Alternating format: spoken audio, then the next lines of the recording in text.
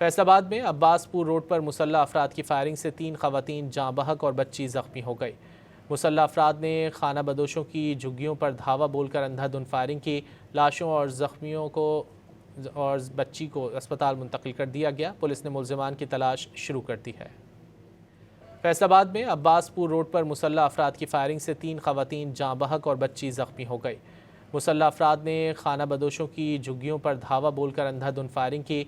लाशों और जख्मियों को और बच्ची को अस्पताल मुंतकिल कर दिया गया। पुलिस ने मुल्जिमान की तलाश शुरू कर दी है।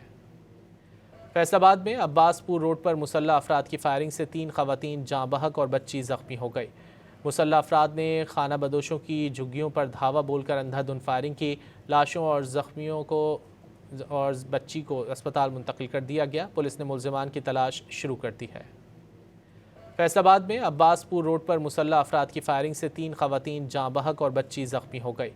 मुसल्लह अफराद ने खाना बदोशों की झुग्गियों पर धावा बोलकर अंधाधुंध फायरिंग की।